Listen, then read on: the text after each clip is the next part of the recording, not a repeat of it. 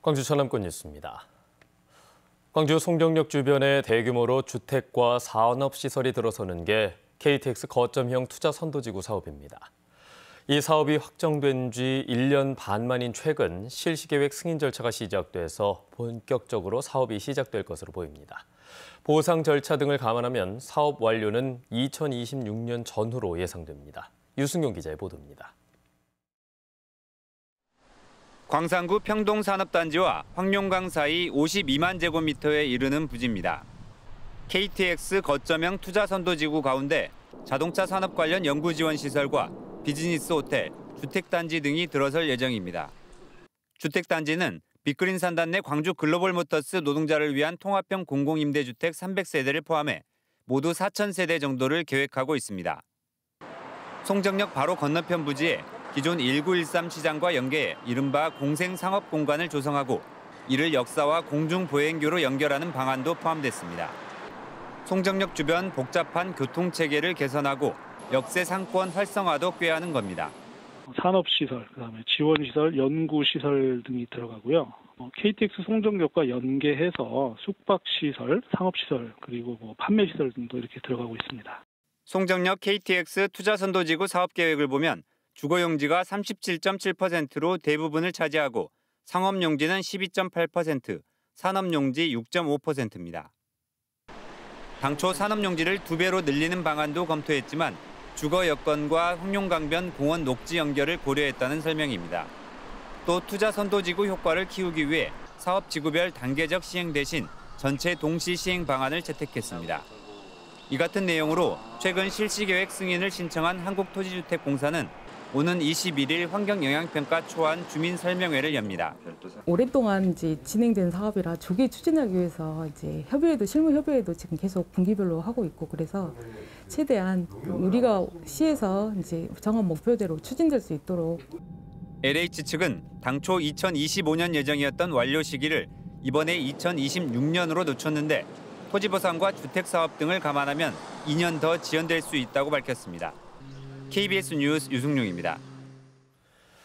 올해 3분기 광주와 전남 지역의 건축 착공 실적이 지난해 대비 반토막이 난 것으로 집계됐습니다.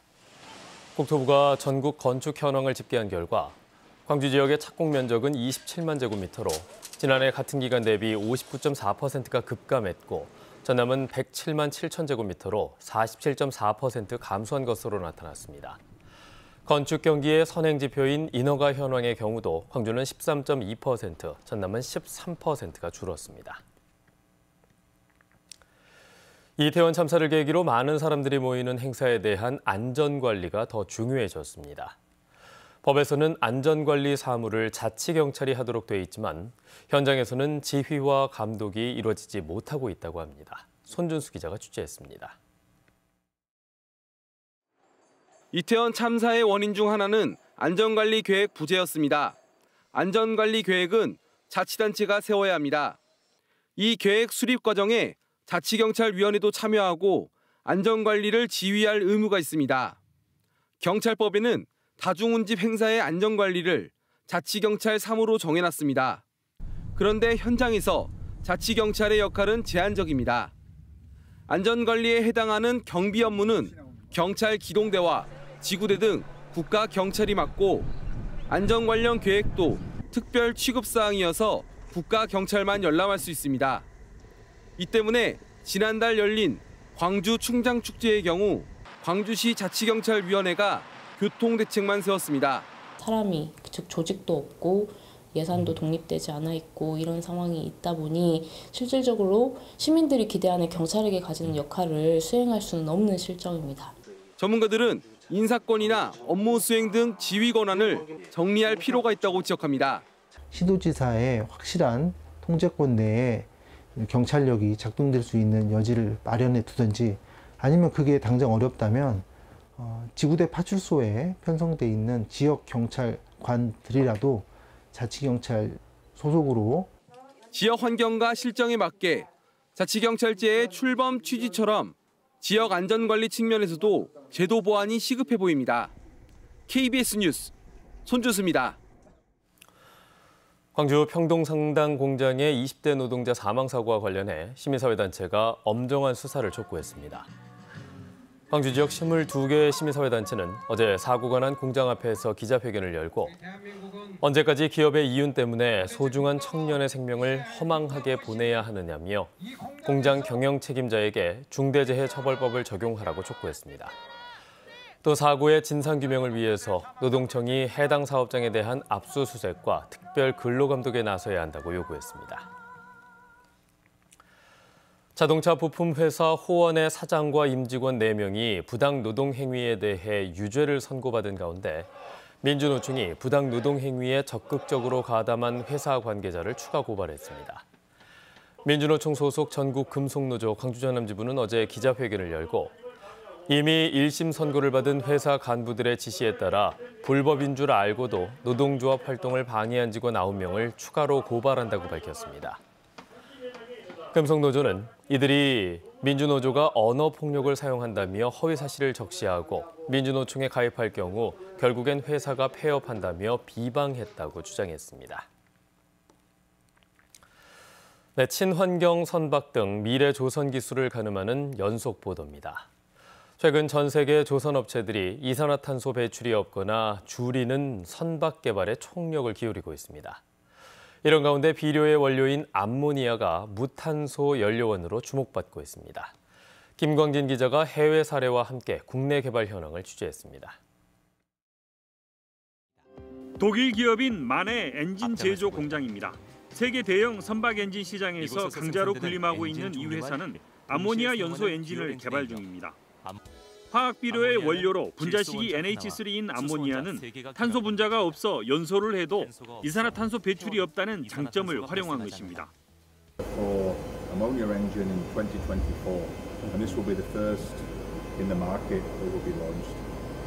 국내에서도 암모니아를 활용한 연구가 활발해지고 있습니다.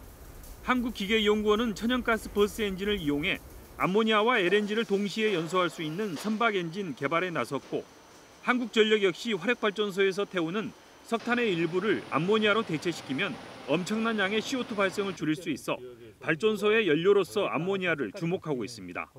실제 저희가 석탄과 같이 혼소하였을 경우에는 석탄에 비해서는 연소성이 우수한 것으로 실험 결과 나타났습니다. 이 밖에도 암모니아나 LNG에서 추출한 수소로 전기를 생산할 수 있는 연료전지를 개발하는 등 암모니아 연구 개발은 확대되고 있습니다. 다만 강한 부식성과 독성 등 극복해야 할 과제는 남아 있습니다. 탄소를 포함하고 있지 않기 때문에 이산화탄소 배출 면에서는 장점이 있는데 연소 속도가 느리고 착화가 잘 안 되는 단점이 있습니다. 탄소가 없는 물질인 암모니아가 선박 연료는 물론 차세대 무탄소 에너지원으로서 몸값을 높여가고 있습니다. KBS 뉴스 김광진입니다. 목포경찰서는 6일 지방선거 기간 동안 기자회견 등에서 7차례에 걸쳐 허위 사실을 공표한 혐의로 박홍률 목포시장을 검찰에 송치했습니다. 경찰은 이와 별도로 상대 후보 부인에게 금품을 요구한 뒤 이를 선관위에 고발해서 당선 무효를 유도한 혐의로 박 시장 부인의 지인 A씨 등 5명도 검찰에 넘겼습니다. 경찰은 당선 무효 유도 혐의와 관련해 박 시장의 부인은 불송치 결정을 내렸지만 고발인의 이의 신청이 들어와서 검찰에 관련 내용을 다시 송치했다고 설명했습니다. 여수 순천 11구 사건 전라남도 실무위원회는 실무조사와 사전심사를 거친 희생자 204명에 대해 진상규명위원회에 희생자 심의 의결을 요청하기로 했습니다.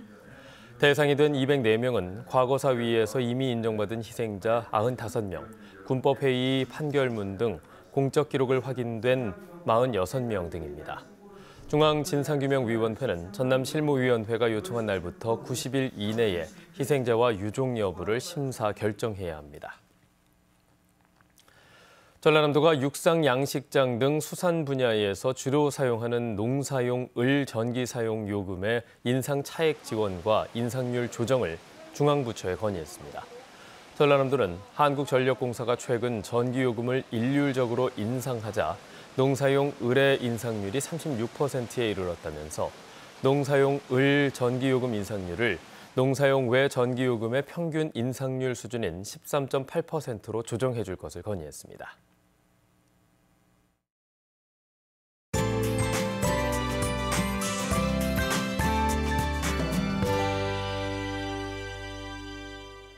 요즘 유독 포근한 가을이 이어지고 있습니다. 오늘도 아침 기온 광주가 8.5도로 어제보다 3도가량 높게 시작하고 있고요.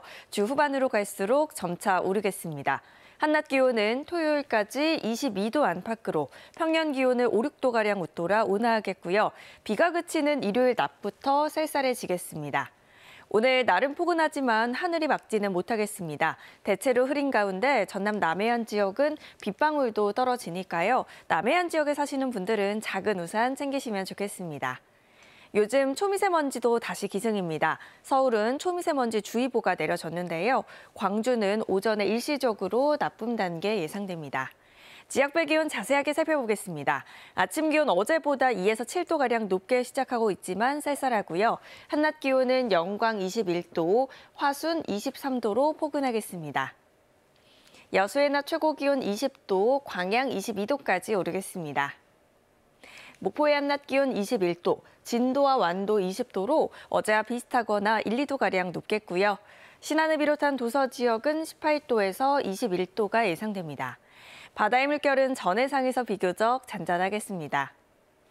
이번 비는 토요일 새벽 남해안 지역부터 시작돼서 오전 중에 광주 전남 대부분 지역으로 확대되겠고요. 일요일 오전까지 내리다 그치겠습니다.